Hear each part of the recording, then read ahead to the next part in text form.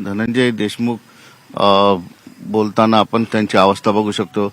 या ठिकाणी मनोजदादा जरांगे पाटील आले। दादा, तुम्हाला प्रश्न हा आहे की धनंजयने आल्या आल्या जो काय हंबरडा फोडून तुमच्या गळ्यामध्ये मिठी मारली, काय म्हणाल? हे दुःख पचवायची ताकदच दिसत नाही त्यांची। पचवावं लागणार आहे, त्यांना दुःख पचवावं लागणार आहे।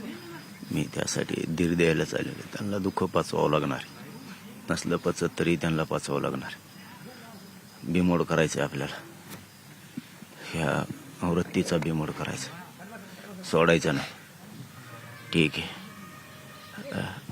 जे व्हायला नको होतं ते झालंय। संतोष भैयाला सुद्धा आनंद वाटला पाहिजे, जबाबदारी आपल्यावर। होय, मी कठोर टोकाचं बोलतोय। आपल्या हातात आता तेवढं एकच गोष्ट आहे, संतोष भैयाचं त्यांना बदला घेणं, त्यांचा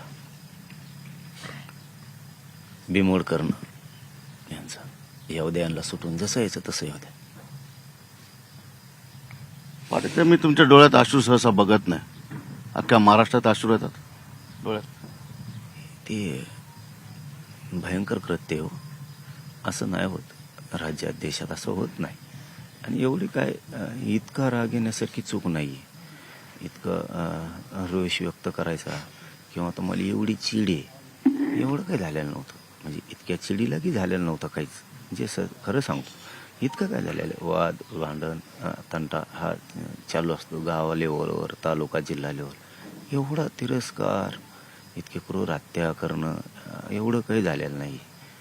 पण ही पैदास पहिल्यापासूनच असली, आजच नाही। ही जी पैदाशी ही पहिल्यापासून असलीच आहे। यांना पैसा, पद एवढेच लागतात फक्त, मग ते कोणत्याही टोकाला जाते। बिमोड होईल। फोटो व्हायरल झाले तसे धनंजय देशमुख घरात जाण्याची हिंमत नाही म्हणतायत। जावं लागल, माझं सुद्धा लेकरांना काय सांगू म्हणतायत। मी सुद्धा लय कठोर काळजाचा आहे, पण शेवटी एवढी घटना बघितल्याच्या नंतर, एवढे फोटो बघितल्याच्या नंतर कोणी पण खचून जाईल। पण त्यांना घरात जावं लागल, बाहेर यावं लागल आणि आता लढावं लागल, बिमोड करायचा। संतोष भैया यांच्यावर असली पाहिजे ती जबाबदारी। आता आपल्या लेकरावरती असली, यांना येऊ द्या सुटून बाहेर, यांना जसं यायचं तसं येऊ द्या, बाहेर येऊ द्या, आत राहू द्या। नसतं मग यांना फाशी होस तर, गोळ्या घालून फाशी होस तर लढावं लागणार आहे। दोन्हीतून एक, सुटून आले तर जशाला तसं, आत राहिले तर त्यांना पूर्ण फाशी होईपर्यंत लढावं लागणार आहे धनंजय भैयाला। पाटील साहेब, या व्हिडिओ फोटो व्हायरल झाल्यानंतर राजकीय घडामोडी सुद्धा बऱ्याच झालेल्या आहेत। मुख्यमंत्री अजितदादाला भेटलेले आहेत, अनेक नेते एकमेकांना भेटलेले। त्यांनी शक्यता आहे की धनंजय मुंडेंचा आज राजीनामा होईल। नुसतं राजीनामा नाही, त्याला 302 मध्ये घेऊन त्याला जेलमध्ये टाकलं पाहिजे।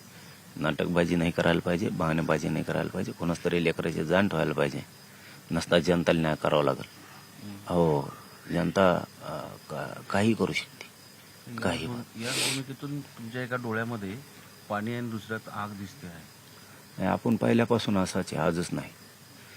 आपण अन्यायाचा बिमोड करतो, आपण कोणाला पाय लावत नाही। पाय लावणारा किती बी तुरमखान असला, किती जणांची ती पैदास असली, ही पट्ट्या सोडित नाही, कोणा अजिबात सोडित नाही। स्वतः खराब होती, तुम्ही उपचार घेत होता? मला ते शरीर उपोषणामुळे साथ देत नाही, मला नाही चालायला येते, त्रास होतो। मला हे जसं कळलं, सिद्धार्थ भाई आहे साक्षाला, मी रात्रभर जागा आहे, असं माशासारखा तरफड मारफड करत होता, नाविलाज होता माझा। परंतु आम्हाला लढावं लागणार आहे, आम्हाला असं नाही चालणार आहे। आमच्या संतोष भाई असले पाहिजे। पाठीमागच्या माझ्या मराठ्याच्या पोट्ट्याने माझा बदला घेतला, संतोष भाई बदला होईन।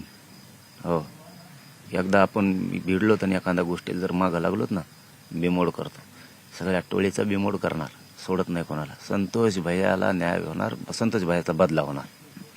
पण पाटील, ज्या पद्धतीनं यापूर्वी एक फोटो व्हायरल झाला होता, ज्या दिवशी तुम्ही केजमध्ये आला होता, पहिल्याच दिवशी ज्या दिवशी तुमच्या या सगळ्या आंदोलनानंतर लोकांनी तो फोटो बघितला होता, पण त्यानंतरची तर ही आता अगदी कोऱ्याची परिसीमा ओलांडली की ते फोटो बघितल्यानंतर कुठलाच माणूस त्यावरती नियंत्रण ठेवू शकत नाही इतका वाईट फोटो आहे. लय अवघड आहे हो खरंच. नाही बघू वाटत ते सर, खरंच सांगतो मी, नाही बघू वाटत. ज्यावेळेस पहिला फोटो आम्हाला दाखवण्यात आला ना, माहीत आगच झाली ती. पहिला फोटो भयंकर होता दाखवला ते, भयंकर. हे आहे ना, हे याला जबाबदार फक्त दाणे आहे, मुंडे आहे, बाकी कोणी नाही. त्याला पैसे गोड लागले. आत्तापर्यंत हे लोक मोकाट सोडलेले होते. हे कोणाचा पण खून करायचे, जमिनी बळकायचे, प्लॉट बळकायचे, खंडाने मागायचे, हार्वेस्टरवाल्याचे पैसे काय, कारखान्याचे काय, हे त्याला नेऊन द्यायचे. याला गोड लागायचं ते पैसे त्यावेळेस. आणि म्हणून हे मोकळ सोडले, तुम्ही काही पण करा, मंत्रिपदाचा सगळा वापर तुमच्यासाठी. याला सगळा जबाबदार ते पुरावे नाही म्हणतात. इतकं निर्दयी आणि तिरस्कारानं भरलेलं सरकार मी नाही बघितलं आतापर्यंत. इतके निर्दयी नाही बघितलं की तुम्ही इतके तिरस्कारानं भरलेलं. तुम्ही कशाला म्हणतात पुरावे नाही? पुरावे नाही बोलता तुम्हाला लाज वाटल्या पाहिजे. पुरावे नाही म्हणता. हे लोक त्याचे आहेत, पैसा त्याच्यापर्यंत गेला आहे सगळा. हे खुणं करेपर्यंत त्याला माहिती आहे, खंडणी मागेपर्यंत त्याला माहिती आहे. तो 302 मध्ये आला पाहिजे, तरच हे खरं सरकार खानदानी तरच खानदानी सरकार, नाही तर खानदानी नाही तुम्ही.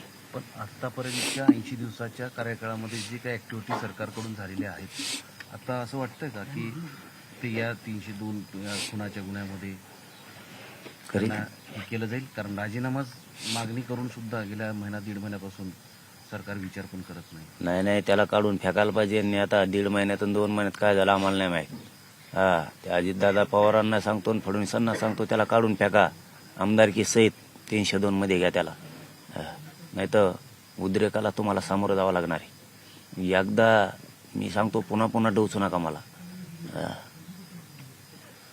तुम्ही इतक्या नीच पायदाशी गुंड संभळीत असल्यावर क्रूर हत्या करणारे मला लय भोगावं लागणार. साधं सोपं समजू नका. तुम्हाला वाटत असन एवढं सोपं नाही. कुठलं बळ मिळतं म्हणजे ज्या पद्धतीनं ते हसतायत, सेल्फी काढतायत, कसलं सेलिब्रेशन करतायत की एकीकडे निर्गुणपणे यांची भैया यांची एक रेषा ठरलेली, ती बोलावी लागणार आहे. आता नाविलाज आहे त्याला, आता ती बोलावी लागणार. यांची एक सीमा ठरलेली, एवढंच आपलं.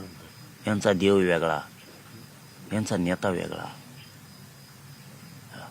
यांची संस्कार संस्कृती वेगळी. इतक्या नीच पातळीचे ते. हे सगळे सारखे आहेत. हे पुरे सगळे सारखे आहेत.